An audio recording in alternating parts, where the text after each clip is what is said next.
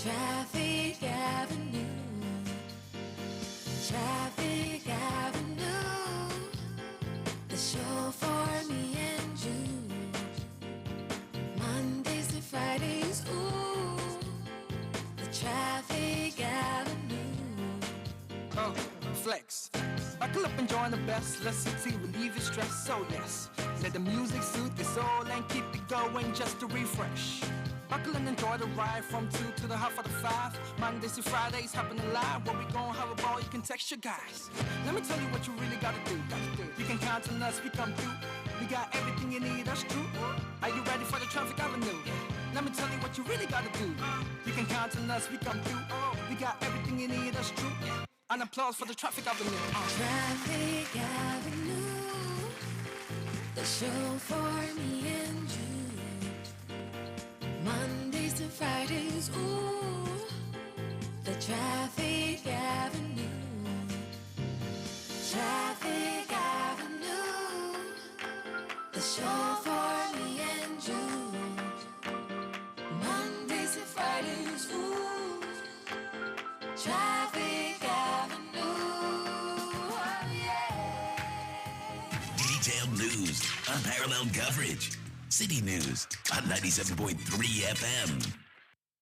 Eyewitness News. Be there as it happens. City News.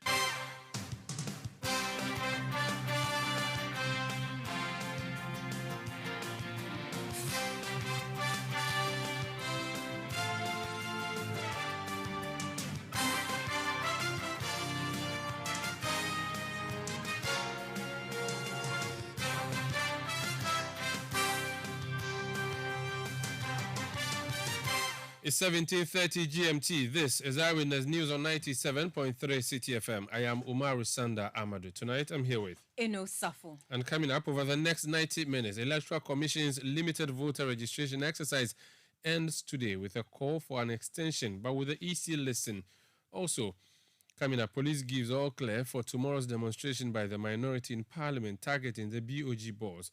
We'll be hearing from the organizers. And later, 14 patients with kidney diseases die at the Kolebu Teaching Hospital following the 2 months closure of the renal center there.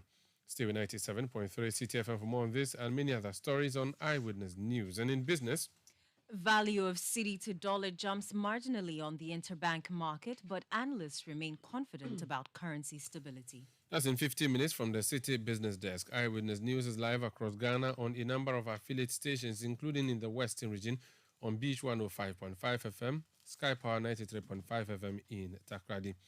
Bono region, we are on Greener 95.9 FM in Sunyani in Ahafo. We are on Hammers Radio 106.5 in Goso. In Ashanti region, we are on Focus 94.3 FM in Kumasi. We are also on Orange 107.9 FM, also in Kumasi. In the Volta region, we are live on Revival 99.3 FM in Tajawu. We are in the Northern region on Radio Bimbila 91.9 FM. We are in Upper East on Tanga 93.7 FM in Bolga. In Upper West, we are on Tongsung 97.3 FM in Wa and Jirapa 96.1 FM in Jirapa. The show is on citynewsroom.com, it's on Facebook, and it's also live on Twitter. You can join us using the hashtag CityNewsroom. We are live on YouTube as well. We are broadcasting from number 11, Dr. Martin Loop in Adabraka in Accra. Let's settle for details of our stories, and if you want to comment, let me know, 0549 986 996. Let's start off with the Electoral Commission. The Commission has been organizing the limited voter registration exercise for the past few days. The exercise is supposed to come to an end today. There are calls for an extension. What is the EC going to do? Let's speak to Dr. Eric Bosman Asari, Deputy Chairperson at the Electoral Commission. Doc, you're welcome to Eyewitness News. Thank you, and good evening to your listeners. It's been a long time. How are you doing? Oh, by God's grace, I've been doing very well, and I trust you also fine. Well, I'm managing. I'm not always in trouble like you. I've always been put in trouble. I'm safe. Yeah. I didn't know until you made that point. Great. How is or what's your own assessment as Electoral Commission over your limited registration exercise so far? Today being the last day. Well, I think it's been very impressive. from our standpoint, it's been very, very successful because as of yesterday, we had registered almost 850,000 or so people, and we are on track to register almost 900,000 people.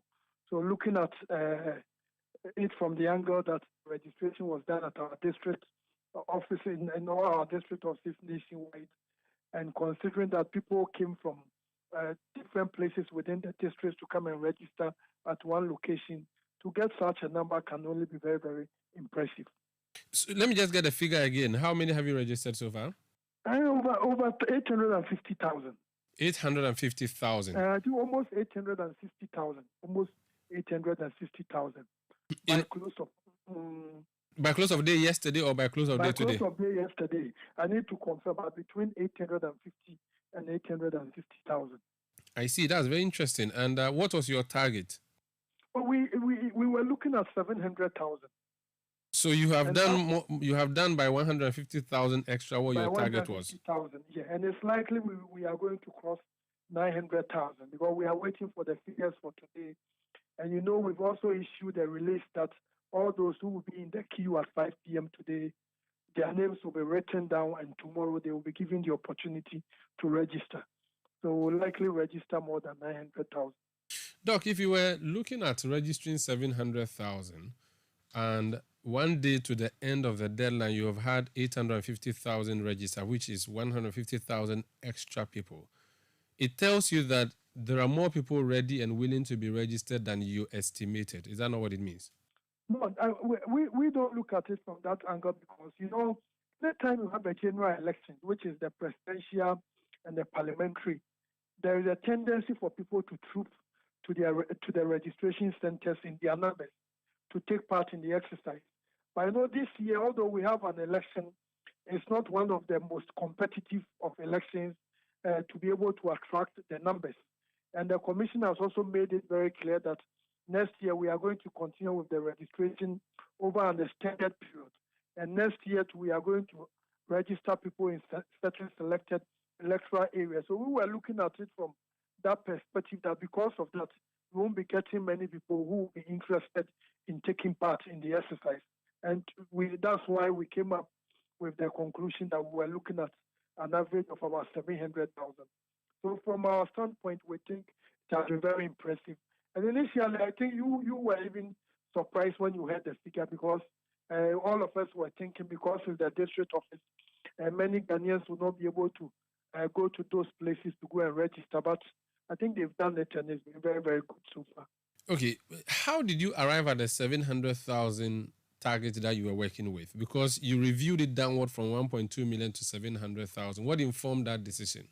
No, we looked at the census, which told us clearly that in every year we are going to have about 450,000 people who turn the age of 18. So we're working with a 1.350 million. 1,350,000, we're working with that figure. And we also noticed that since this year, as I said, it's not a general election year, we wouldn't expect many people to. So Commission was working with a target of about something between 50 to 55%. And we arrived at 52%. And the thinking was that let's register these people once they avail themselves. The next year being a very competitive election year, 2024, we begin another round of registration and we may end up registering all those who couldn't make it this year. Your job as Electoral Commission is, among other things, to open the register for people to put their names on if they are qualified or they so wish. You don't have to provide the funds for that registration exercise. You are supposed to be giving money. All you need to do is recruit people, set up centers for people to register. And yet, you restricted yourselves. Can you explain why? If it was not financial, that prevented you from letting all 1.3 million estimated people register, why did you, in your mind, decide that you're going to bring it down to 300,000 when you have been given the necessary funding for it? Okay, let me make this point clear before I go to the question. I think the Commission had in mind, if all the 1.3 million people had come, we were ready to register them in all our district offices. Let me make that one very, very clear. But beyond that, let me also state that the commission took the decision to register at our district offices largely because we wanted to ensure the integrity of the voters register. Elections are very important in almost every part of the world. And in our country, this is not an exception. We always have two parties, very, very competitive when it comes to competing at the highest level. So the commission took the decision that the guarantor system, which is embedded in our processes. Doc, I really wish I'll let us go to that. I wanted to know why you decided to work with 700,000 and not 1.3. We'll talk about that. We'll come to the reason you went to the district office and your guarantor system. But I wanted you to explain. I was trying to explain that. Okay. I said we were ready to register the 1.3, but we only came up with an estimate of 700,000. That in the worst case scenario, we should be able to register the 700,000 people in this particular phase of the registration. So that next year, when we open up again, we'll be able to register the rest. Okay. The view is that you are deliberately disenfranchising people this year. If someone wanted to register this year, but because of the limited nature of your exercise, they are unable to register, they may not be available next year during the registration period to register, and they want to vote. What happens to them? That is one. Two. Doc, there's a second point too, is that there is a district level election or district assembly election coming up this year. By your decision not to expand the registration for everybody, you as an electoral commission are being part of the people who talk down on the district level election and do not encourage voting in the district level election. What do you say to that? Oh, I think I totally disagree with that. Mr. Sandra, let me make this point. Now, when you talk about electoral commissions in Africa, even in West Africa, we are the only country, with the exception of Cape Verde, which has almost 55% of all the registrable people on the voters register. So the Electoral Commission is committed to ensuring that anyone who is qualified as a voter is given the opportunity to register. And when you look at what we have just completed 5 p.m. Today, we've been able to we are getting close to almost 900,000. What the Commission is saying is that in order to ensure the integrity of the process, and because some of our processes have been abused, let's ensure that the registration takes place at a location which can guarantee the integrity of the voters register. And we also made it very clear that in our work plan for 2023, Commission had a clear program in place to register people at the district offices. Well, the strategy was that we needed to activate registration at the district offices so that every year, all year round, there will be some registration taking place. So that we don't want a situation whereby somebody turns 18 today and the only time the person can register is after a year or after 6 months. So this is something we have started this year. Next year, we hope that we are going to have a very extensive period for this particular exercise. Maybe about 5-6 months registration is going to take place in our district offices. So that once we have elections, then maybe we may decide to go to certain hard-to-reach communities and register people. So please, if somebody is talking about we disenfranchising, that is not true, because on the basis of the evidence available to you and I, the Electoral Commission has done what one expects an Electoral Commission to do. And I think media people are very, very much concerned about the integrity of the voters register. And that's what the Electoral Commission is trying to do. And our view is that to be able to ensure the integrity of the register, we will be better by doing the registration at the district offices. Next year, would you open up the registration to all voting centers, or it is going to be only at the district offices? Next year, we are going to do registration at the district offices and also do registration at certain selected electoral areas in very difficult communities.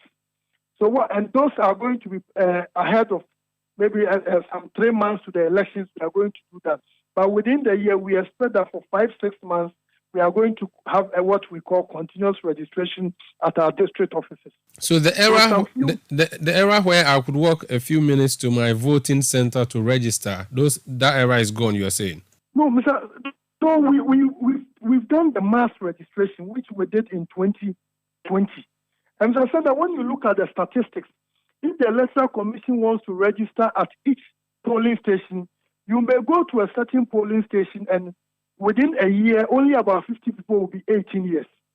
So because we already have a chunk of the voters already on the road, we are only updating. And what the commission is saying is that by updating and following best practices, let's have it centered at our district offices. If you turn 18 today, tomorrow just go to the district office and register. If you turn 18 on Monday, just go to the district office and go and register. But when it's getting to elections, maybe three months to elections, then we arrange so that the communities that are very inaccessible, electoral commission will arrange for some registrations in some of these places. And that's what we are trying to do. But the current registration, this is something which is going to continue for many years. So the mass registration, as we know it in the past, would never happen. That's what you're saying. It will never happen. Because, Mr. Sada, when you look at the numbers from the statistical service again, we are getting almost about 500,000 people turning 18 every year. And when you divide that number by the number of electoral areas we have in Ghana, with the electoral areas about 6,272. When you divide 500,000 by that number, chances are that some electoral areas may not even have 2,000 people who have turned 18 in a year. So, Doc, your explanation is a bit surprising to me because consistently the defense in your favor has been when people raise the issue of the limited registration, you consistently said there's going to be a mass registration in an election year next year. In fact, when the story was dug up, a story of your boss, Jean Mensah, in 2016, complaining and demanding that limited registration be expanded to registration at all polling stations. When that issue came to light, the response from your office and from your chairperson was that at the time it was an election year, so it was reasonable for her to have insisted that registration be done everywhere in the country and not just at district centers. You were saying that this thing that she proposed and championed in 2016 will not be done under her watch in 2024, even though she defended at the time and defended as recently as 2 weeks ago when you called your press conference or last week. I think those are different contexts. In 2016, the commission didn't have the continuous registration. The point I made was that in 2020, we are going to roll out the continuous registration for about 5, 6, 7 months continuously in our district offices. So when you are able to do that, there will be no basis for you to now go and do another mass registration. The reason is that the people you are going to register at the polling station or the electoral area, you've already captured them. Unlike 2016, the Electoral Commission didn't do that. So what we are basically saying is that in 2024, we are going to activate registration at our district offices. Okay. And when it's getting to elections, some selected electoral areas, for example, places like the Afam Plains, and we also have Wa East, where the capital is far away from certain communities, the Electoral Commission will do that. How do you define far? Do you define far because of the quality of the road connecting the capital from the community, or you connect it, you define it because there's a water body separating it? What do you use to determine which communities will get this special treatment you're going to bring next year? Mr. Son, I think we have a team that works on that, and they give the commission the necessary information to be able to make decisions. And what the Electoral Commission has basically said is that we will do the continuous registration, but ahead of the elections, we will make sure that, and this registration, we've learned a lot from it. You know, places like Afram Plains, certain places, especially Wa East, we look at the figures and you realize that the numbers are not comparable to other registration centers. And you look at even the Upper West, where you look at what the Wa East example, you look at Wa Central, Wa West, other places, you see some significant differences. So the commission has all this information. You look at the Afram Plains areas, we have all this information. So what we are basically saying, and we've made this very clear in all our press conferences, that getting to the elections, we are going to do that. So what that means is that we are not going to go to every electoral area. Of the 6,000 272. We are not going to go to all of them, but we will identify certain places where, based on the numbers, they need to be given some special attention, and we are going to do that. I see. You've mentioned a number of areas, but there are places even in Accra where accessibility to the district capital of a village is a problem. I use my district, Shai Osudoku. There's a village known as Volivo, or a town known as Volivo. It's way far from Dodowa, which is a rich district capital. Now, for the registration to have happened in the past few days, what I notice the political parties do is that they bring buses to these various villages and carry the people to the registration center in Dodowa, the district capital, to register. And this is Greater Accra region. There will be so many other communities like this because the road connecting them to their district capital is a problem. 2, there are people who go to farm. They can't leave their farms and travel or get bus to a district capital. There is an issue of rain. It's in the rainy season. People don't want to move to a distant place. Why don't you put the registration center behind their window so that they can go and register like they've done in the past? Why are you insisting that people should go to their district capitals? And now you are giving us a special list of areas where you would be sending registration to. How come one area gets it and another area doesn't get it when all the problems are the same everywhere? Oh, Mr. Sander, I was giving you an example of places that will be considered.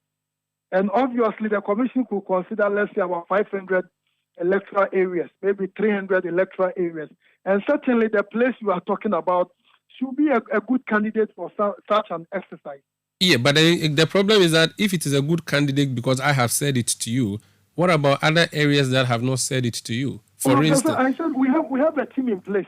Yeah, but my difficulty is that why do you have to worry yourself? Why do you have to be creating a team to be checking which area deserves what? When, like I said in the beginning, the government of Ghana or the people of Ghana have given you the funds and they've said to you that bring registration materials for us to register. Why are you discriminating against certain areas? If you look at even Ashaiman, the constituency Ashaiman is a town, but there are people who live in areas where getting to the office is a problem. Again, when people get to the office to register, there are queues, there is chaos.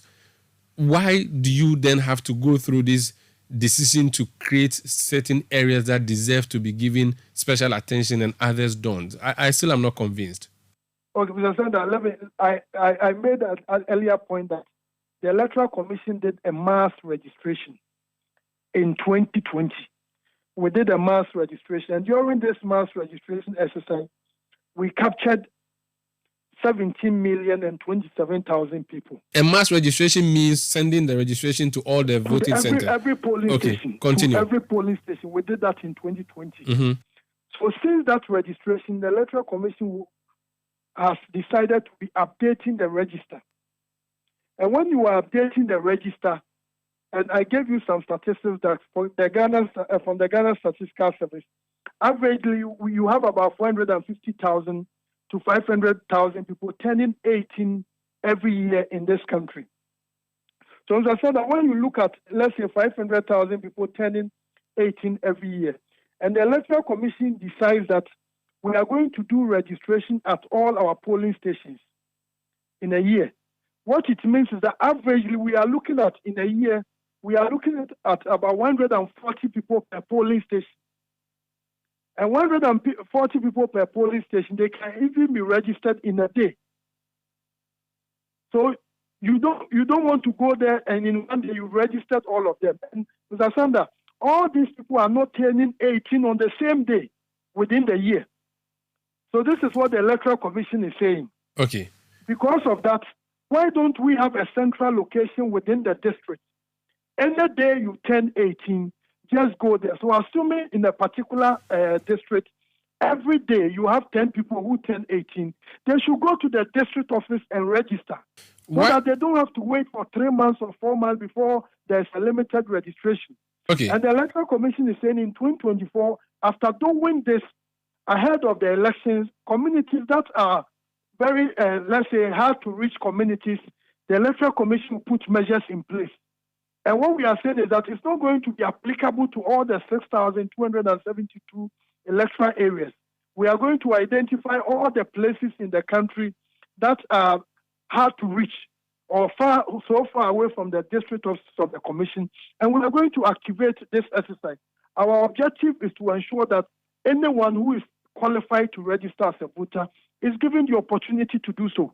This 6,000 plus, you're not going to go to all 6,000 plus electoral areas. Do you have the number of electoral areas you'll be targeting?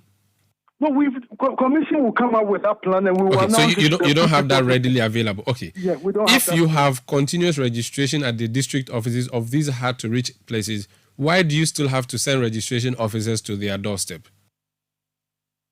Come in again. My question is, you are going to allow continuous registration in your district offices because you want to solve the problems, right?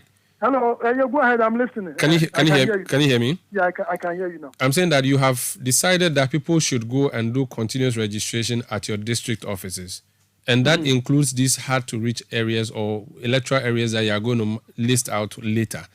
If it were to be a successful project, this district continuous registration that you are talking about, why then are you still going to send materials to or registration officers to their doorsteps?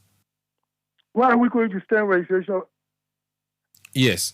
If you think that this your continuous registration at the district office is good and is actually going to be workable, why do you still then have to choose some selected areas and decide you are sending them materials? It means that your continuous registration has failed. And if it has failed, it may have failed everywhere in the country. And so you should allow everybody in the country to register close to their homes.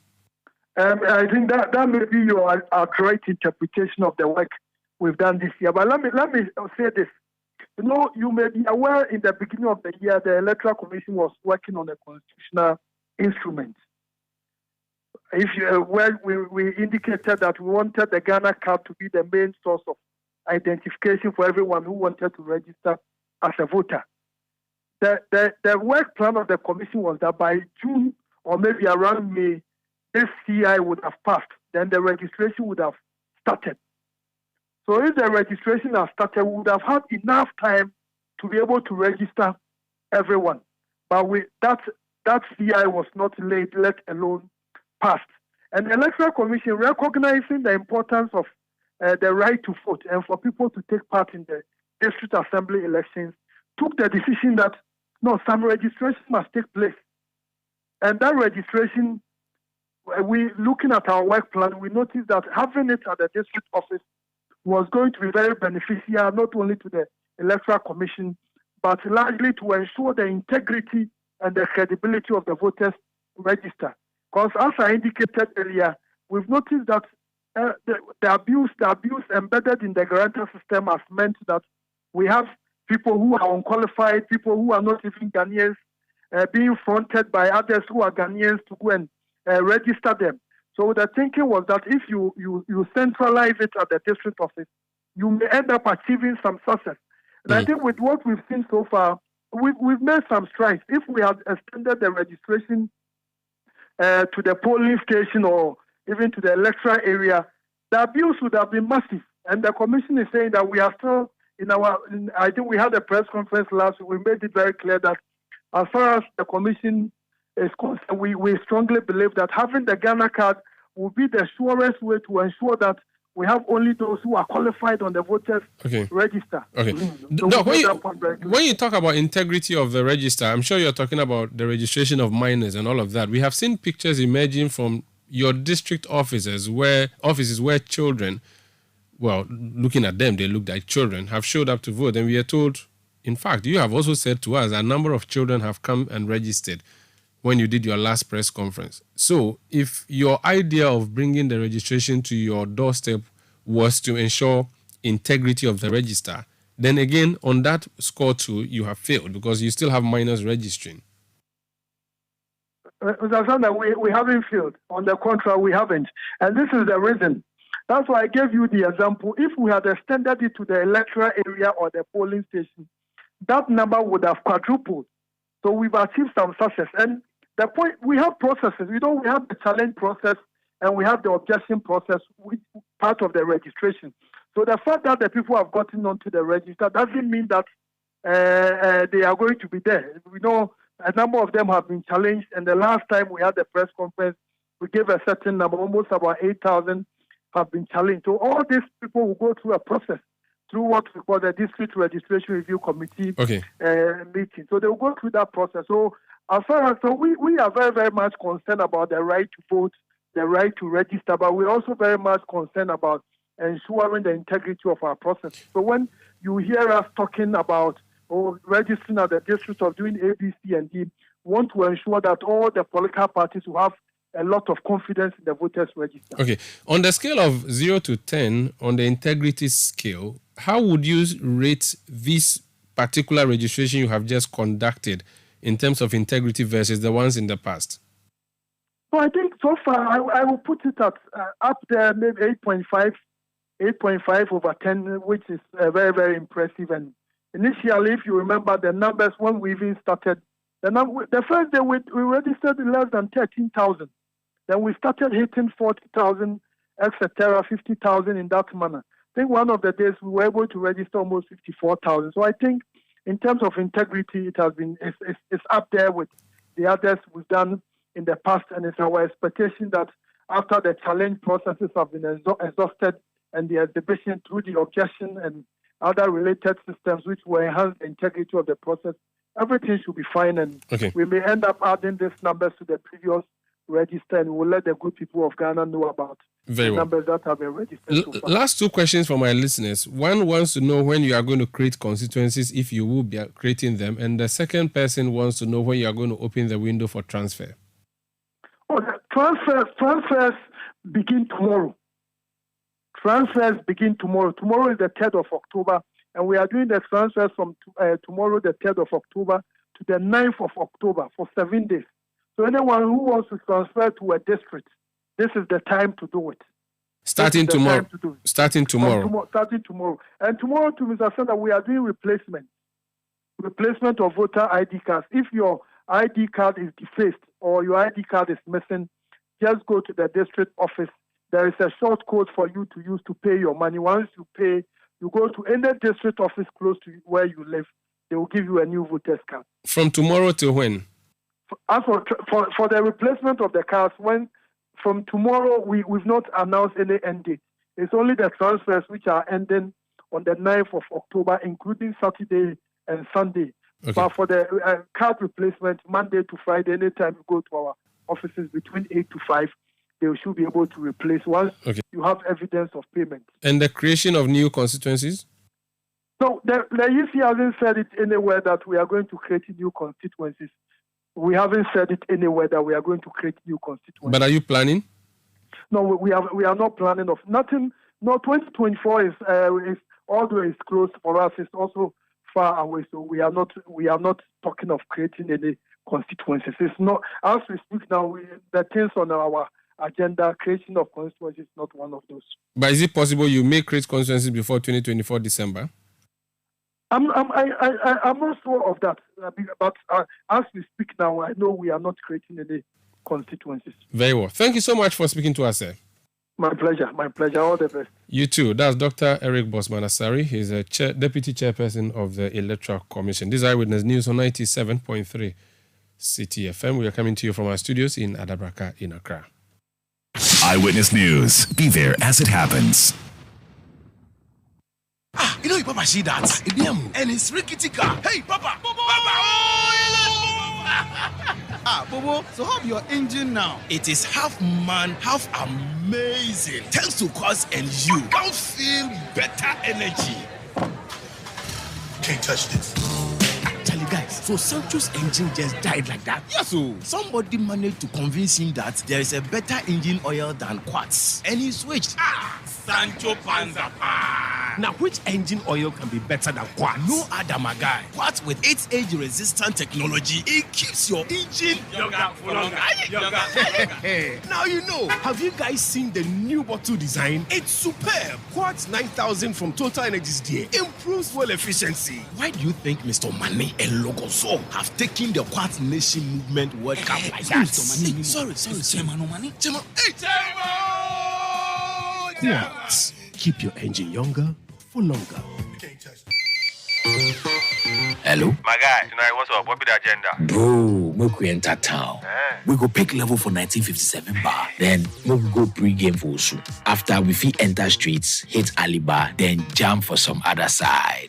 But not necessarily in order. Last we will take the last show enter club. More options in order. You know see, but today be you the bill. Oh, you don't get problem. As I get Express Pay. With all your wallets and cards in one place on Express Pay, you get to chill and casa with no worries. Send money, pay bills, and transact effortlessly. Our 247 customer care is always available to assist you. Download Express Pay and enjoy life with the option of all options.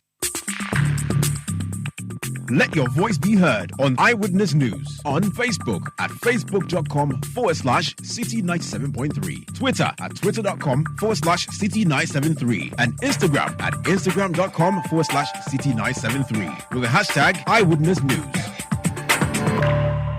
You're welcome back. This is Eyewitness News on 97.3 Citi FM. We are coming to you from our studios in Adabraka in Accra. There's a planned demonstration tomorrow by the minority group in Parliament, and the police has been announcing what its plans for tomorrow are. Eno has a story.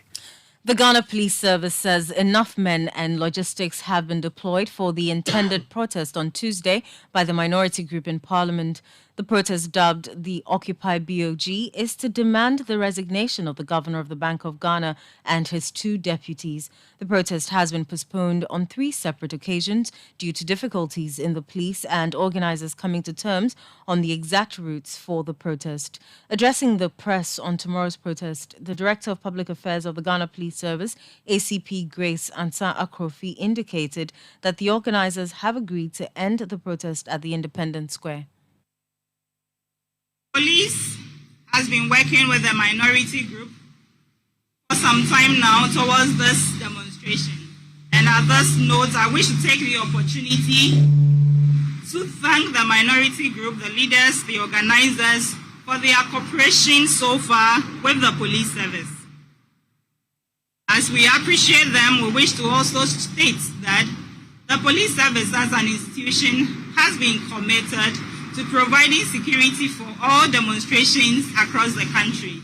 And as you are aware, we have a track record of ensuring the safety and security of demonstrators at all times. And this particular demonstration scheduled for tomorrow is no exception. I will take you through a few of the arrangements we have made and what our expectations are and what our assurances to the Ghanaian people are. As always, we have deployed our men. We've been training, rehearsing, preparing so that we can deliver the best form of security to the organizers and the demonstrators, and also to other users of our roads and other members of the motoring public and all other members of the public who may be going about their normal duties, who are not necessarily involved in the demonstration. To ensure this, we've deployed personnel across the various routes, the starting point, the routes, and the destination for the demonstrations. Also, we've deployed adequate logistics in place, ready to ensure that every Ghanaian citizen who shows up on the streets to exercise their constitutional right to demonstrate is protected, is guaranteed safety and security. I will quickly run you through the traffic arrangements made for tomorrow's demonstration. Per our agreements with the minority group, the demonstrators will converge at the Obra spot at the Kwame Nkrumah Circle and proceed to Adabraka to reach roundabout, National Theatre traffic lights, High Court Complex traffic lights, to Atamels Highway, and make a U-turn at the National Lotteries and terminate at the Independence Square. The road from the Independence Square in front of the National Lotteries towards the Old Parliament traffic lights will be blocked temporarily to vehicular traffic during the course of the demonstration. The blocked roads will be diverted through the Starlet traffic lights, through the Ministry's traffic lights, to pass in front of the office of the Department of Urban Roads, through the National Lotteries, to link up with the AMA Road to Iyoko to take a detour back to the John Evans Atta Mills Highway at the Old Parliament traffic intersection. ACP Grace Ansah-Krofi is the Director of Public Affairs of the Ghana Police Service. The NDC side is planning that demonstration led by the parliamentary group. The National Communications Officer of the NDC is Sami Jemfi. He's joined us on the line. Mr. Jemfi, welcome to Eyewitness News. The police appears ready for you. Are you ready for them? We are not demonstrating because of the police. We are demonstrating to demand the immediate resignation of Ms. Governor Ernest Addison, his deputies, and what is Ms. Governor, lawyer? What is I don't understand. What is Ms. Governor? Ms. Governor means that the governor, we are referring to the governor of the central bank who has misgoverned the central bank. Fact that today our central bank is bankrupt, having recorded an unprecedented loss of 60.8 billion Ghana cedis and an unprecedented equity of negative 55 billion Ghana cedis.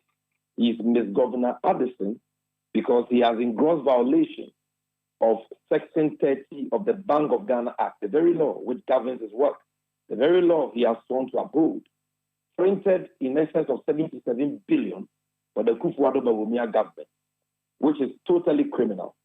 And as a result of his actions, we've had excess supply of money in the country today, which has led to high inflation, thereby imposing untold hardships on the vast majority of Ghanaians. And that is what this demonstration is about, to demand their resignation. So we are not ready for the police because we are not demonstrating against the police. This demonstration is not about the police.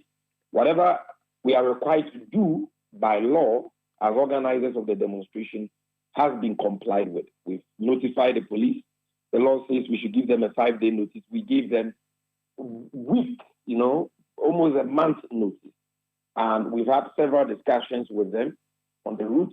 They've been very unreasonable on the route, but in the interest of public order and public safety, and because we want to embark on this peaceful demonstration to press home our demands, we've made compromises, which they have agreed to. And so tomorrow, the demonstration is coming on. We are converging at Obra Sports by 7 a.m. in the morning. It's going to be a peaceful demonstration on the route we have agreed on with the police. And we're going to make our demands. And it is our expectation that we'll be successful in that endeavor. You use the word criminal to define the work or what the actions of the governor. You are a lawyer. If someone engaged in a criminality, you go to the police to report them. Why are you demonstrating and not reporting to the police to arrest this person you claim has engaged in criminality? When public officers who are entrusted with the management of the monetary policy of this country, like the governor, his deputies, and so on, violate the very laws they have sworn to uphold, the very laws that govern their work. That is criminal. Section 56 of the Bank of Ghana Act, as amended in 2016, says that any breach of any provision of the Bank of Ghana Act is a crime, and it is punishable by a term of imprisonment not exceeding 2 years. What they have done, specifically the printing of about 77 billion Ghana cedis, which is equivalent to 770 trillion old Ghana cedis. That is for 2021 and 2022 combined. For the failed Akufo-Addo Bawumia government, is in clear violation of Section 30 of the Bank of Ghana Act. And so that is criminal. And that is why I'm referring to that as criminal.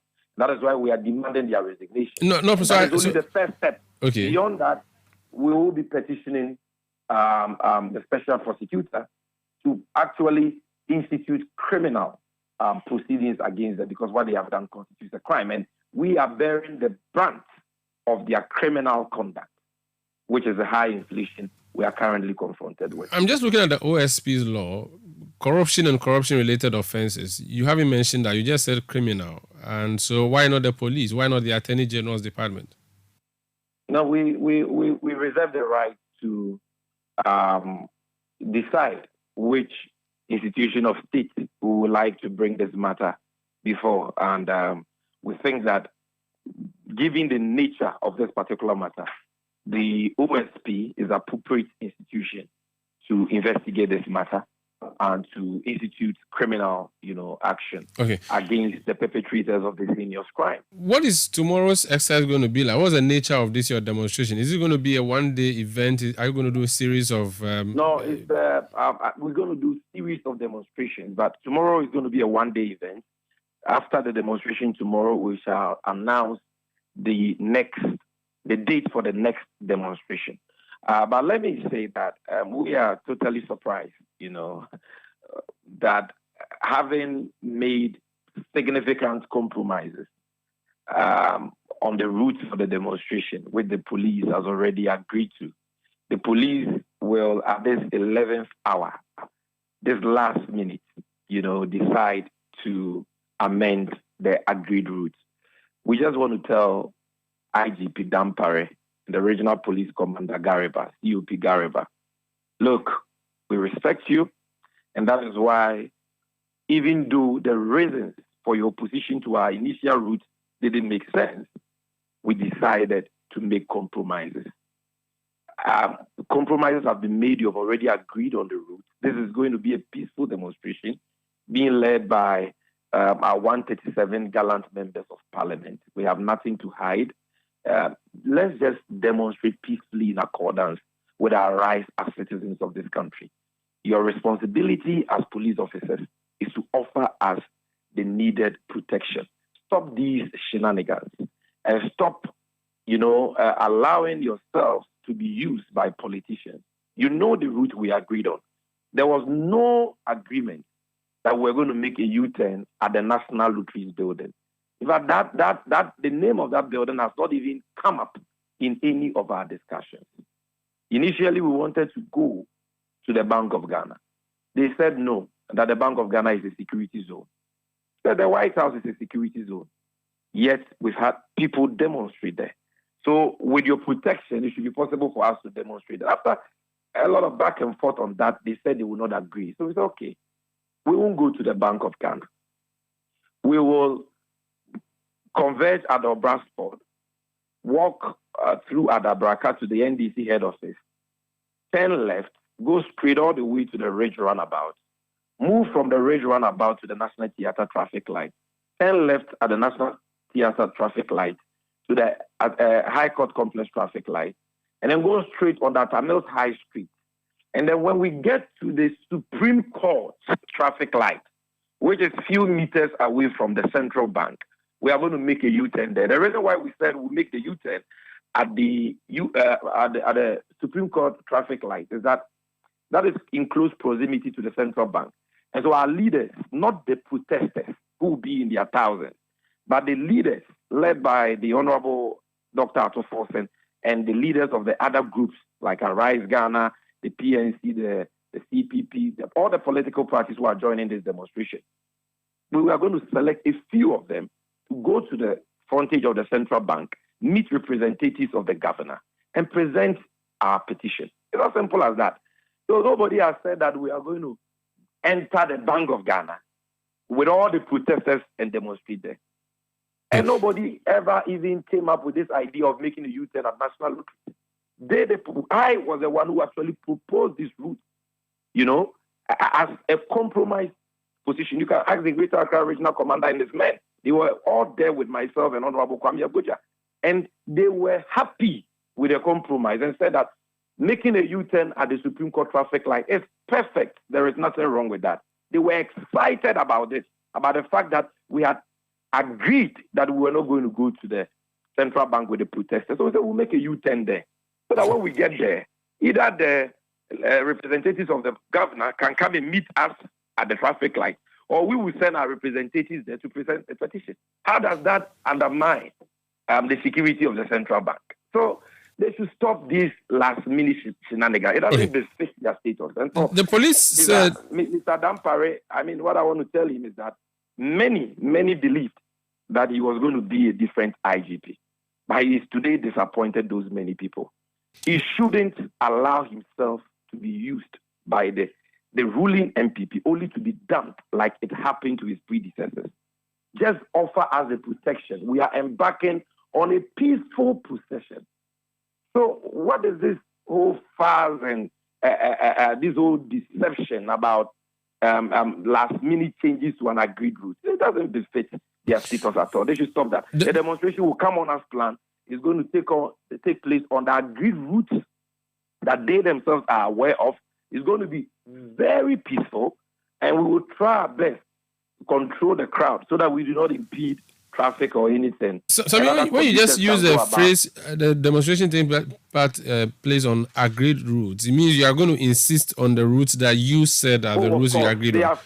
Which means there's going to be a standoff tomorrow. No, there's not going to be any standoff. They cannot look at our faces and tell us that the agreed route was that we make a U-turn at National Lottery.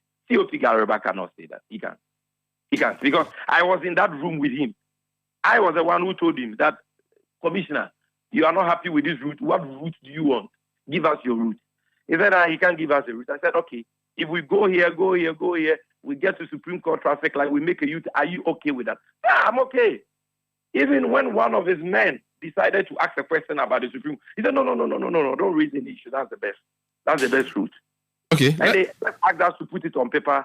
We put it on paper. They wrote back. They agreed with us. So we're from this last minute deception about making it. They shouldn't start that. Right. We don't want any tension. We don't want any standoff. We are responsible citizens.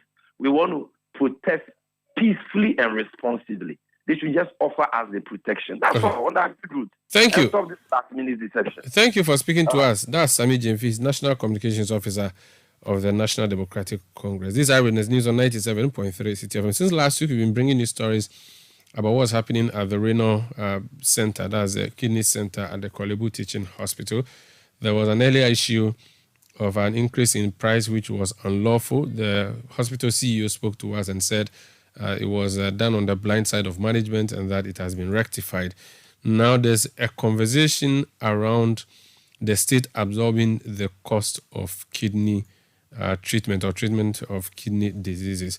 What exactly is the government going to do about this, or has government even heard about these conversations that are making the rounds? The Member of Parliament for Ofuasi Ayeribi is government's official spokesperson, is Minister for Information. He joined us on the line for a quick comment on this. Honorable, you're welcome to Eyewitness News. Good evening. I'm doing well. This conversation around government absorbing through the NHIS the cost of treating kidney diseases, has government taken a decision on it, or government is working on something on that? So, specific to the Kolebu matter, we are informed that the hospital authorities are looking into the announcement of the increased rate by the unit and will, upon completion of that, go through the appropriate processes to bring that to the attention of government, reference to what increases they think that they may require. But the general conversation which has been going on is what I personally contributed to, in which I suggested that whatever the amount comes to, it is a matter that the National Health Insurance Fund should be able to take up. And to achieve that, we need to take a lot more seriously the financing of the National Health Insurance Fund so that it can take up, incidents like this. I believe that's why your producer called me. Great. So let me understand. This is your personal thinking of how the solution can be, or something that government has been considering? So from the government side, as I mentioned, the government is waiting on the management of Kolebu to complete its internal work and come forward with what its position is. In my personal capacity, I was participating in a discussion on one of your sister networks in which I expressed the thought that it doesn't matter what the cost is, whether it's still the 350 or it goes up to 400. Multiply by the number of times people have to undergo dialysis in a month. It is not something that an individual will be able to cater for without draining their finances extensively. And that's why I personally believe that it's something that the National Health Insurance Fund should be able to take over, or should be asked to take over.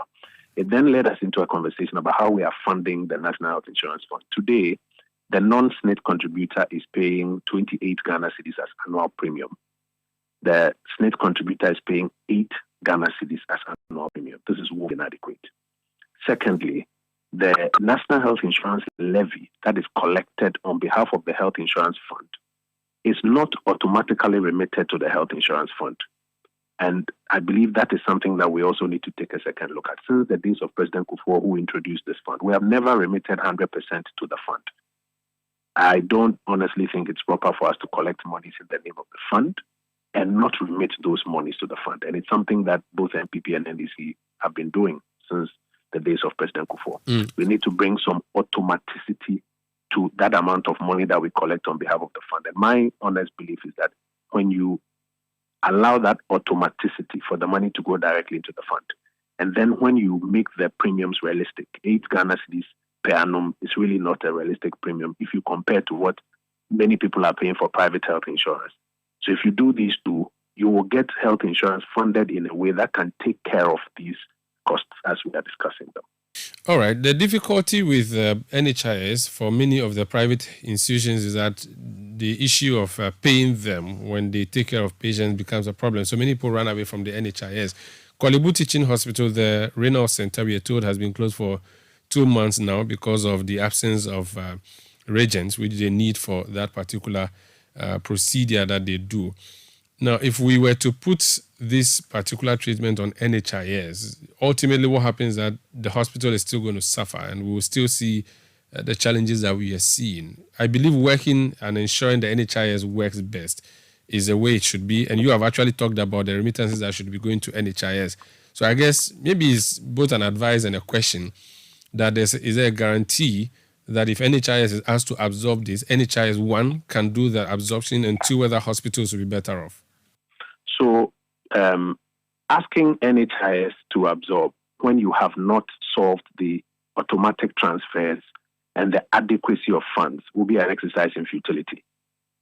We need to be upfront with how we are funding the National Health Insurance Fund.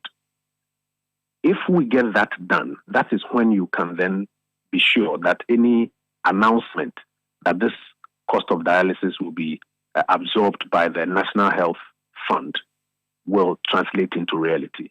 And that is why I'm suggesting that as a first step, let us ensure that automaticity, whatever we collect on behalf of the National Health Insurance Fund, should automatically go there.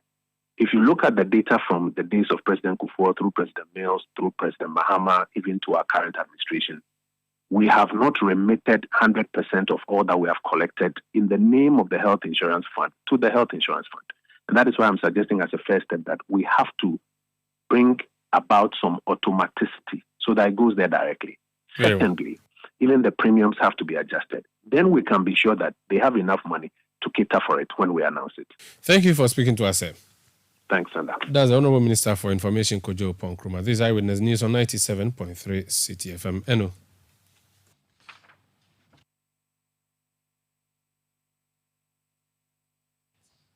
Former President John Agyekum Kufuor's office has confirmed that he is recovering from the devastating news of his wife's death. Teresa Kufuor, the former First Lady, passed away at their home in Peduasi. A senior aide and spokesperson for the former president, Dr. Kwabena Osei Edubofor, says Mr. Kufuor is gradually recovering and has asked the public to keep the family in their thoughts and prayers during this difficult time.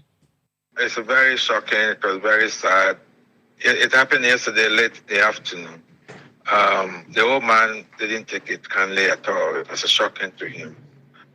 But this morning I've seen that he's recovered to some extent. He's old enough to understand death. And normally when people come to inform us of the bereavement of other people, we keep on saying this death journey is some journey that everybody will participate, and we are all in the queue and we go one by one. So basically, he understands that and he has attuned his mind to it, despite the fact that the initial occurrence was a very serious shocker. So as we speak currently, the former president is doing well and he's responding to the news. I mean, even though not the best that we expect. I know, measuredly. He's responding measuredly, let me put it that way. Yeah. Senior aide and spokesperson for former President Kufuor, Dr. Kwabena Edubofor there. The immediate past constituency chairman of the NDC for Ningo Prampram, Michael Kwete, has paid glowing tributes to their late former MP, Inoktai Mensah, describing him as a gem whose impact transcended politics. The former Council of State member and MP died in South Africa last night at age 77 after prolonged illness. Michael Kwete says E.T. Mensah was a political colossus who helped mentor many politicians from Ningo Prampram. Honorable E.T. Mensah was a founding father of the NDC, and he later became the longest serving mayor of Accra. He's been mayor for 10 years. Then he also became the MP for Ningo Prampram. Once at it, he was also the national youth organizer for the party at a point in time. Then he became the national vice chairman. He also became a member of the National Council of Elders. Michael Kwete is a former NDC constituency chairman of Ningo Prampram. This is Eyewitness News on 97.3 Citi FM. We are coming to you from our studios in Adabraka in Accra. Up next, we bring you the latest in the world of business, and then that would effectively end Eyewitness News. It's Monday night football. The City Sports team will be in studio to bring you that game between Fulham and Chelsea, and it's my prayer that Fulham defeats Chelsea in a beautiful way. So stay with us. We bring you that commentary next from the City Sports team. Eyewitness News. Be there as it happens. Yeah, Charlie, so many vibes na bonten father ma shanaba. Ma many papa nnuanu na do for mo fie no mo akwentom. Hwe bibia anya so amani ska ko fie sie fancy da na fie for abefo jawsi no parking. Ebe me Sujai Casa. Thanks to Sukasa, how hard to nyina atwa. Hwe Sukasa si adan abroni friend affordable luxury homes. All more 2, 3, 4 bedrooms. Where you're fully gated or grants and communities. Or more malls, clubhouse, and all social amenities. Plus 24-hour security. Omusa flexible payments and yeah, no my dear Dal Casa. Plus 100% guaranteed cashback. Yes, 100% guaranteed cashback. No quick unanswered stories. Contact Sukasa right now through phone calls or WhatsApp on 030-296-0865 and 055-369-7886. Charlie social media so more, baby. You can find them on Facebook, Instagram, LinkedIn, and YouTube at Sukasa GH. Email Susi at info@sukasa.com.gh. Sukasa, building on trust.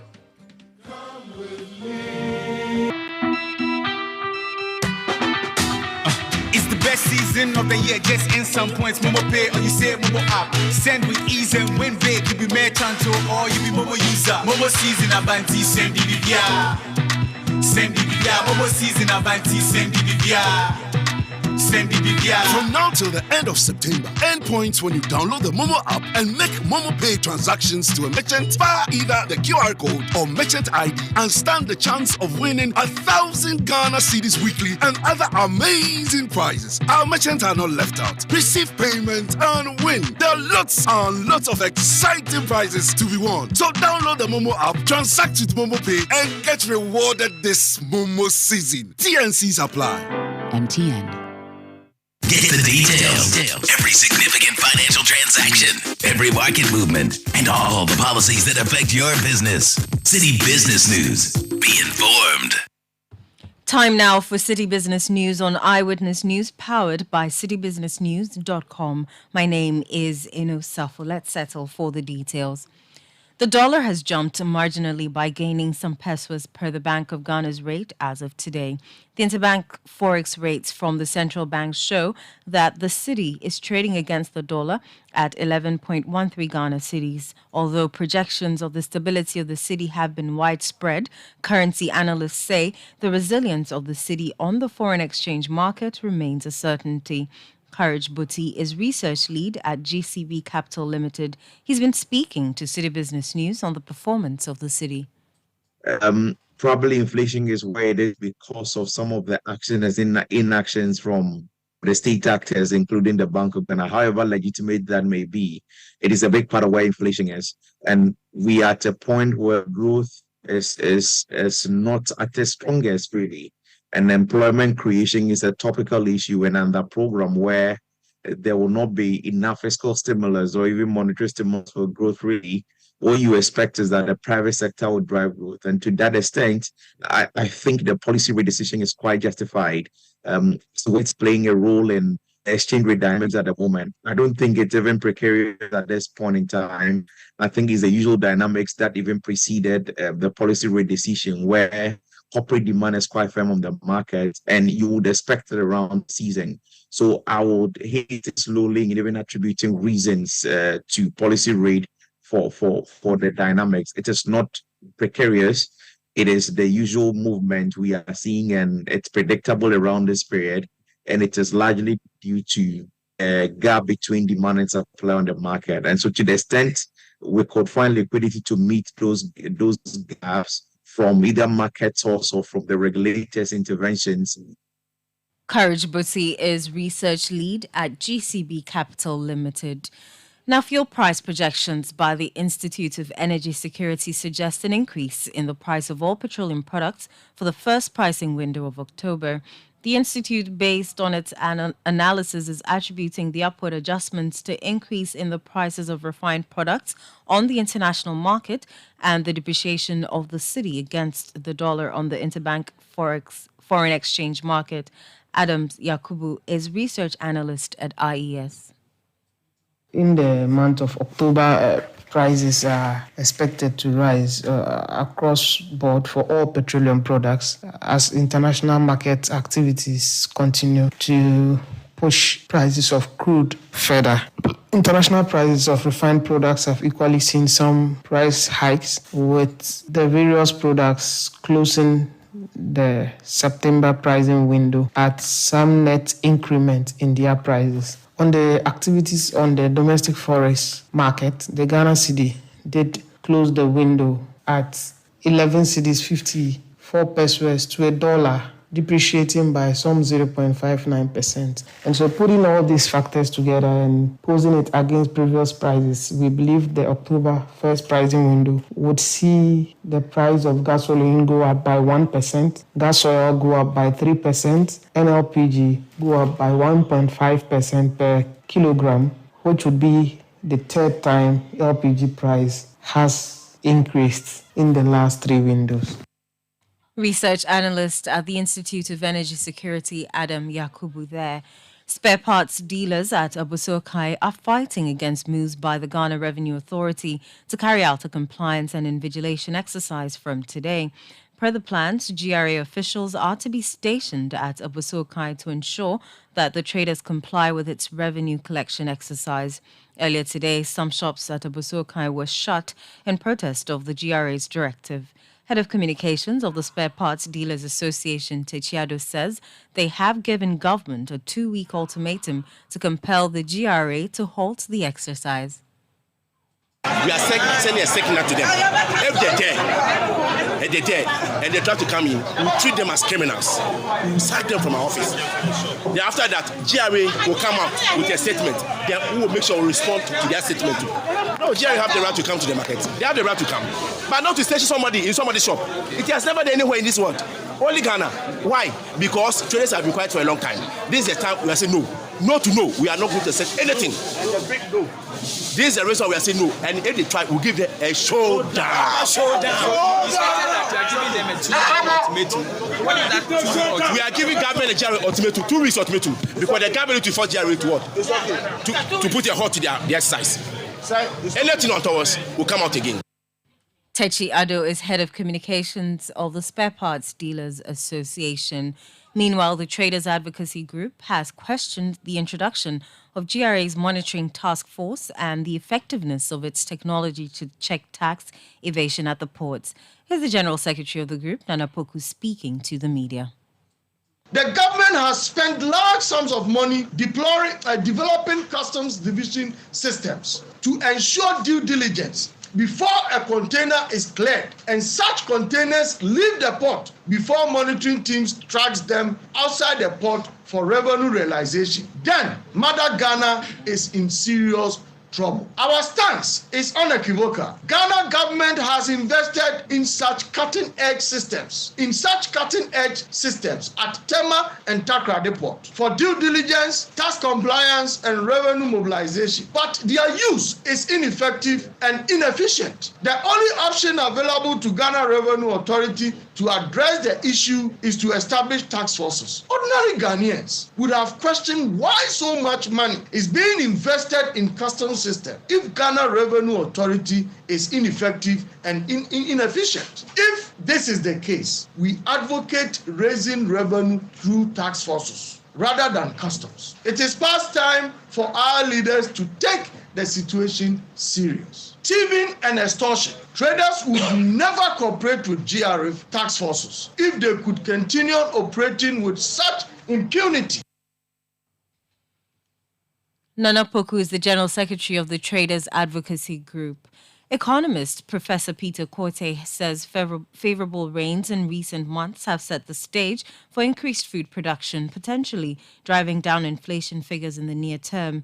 He, however, cautions that the future of inflation is not solely dependent on agriculture.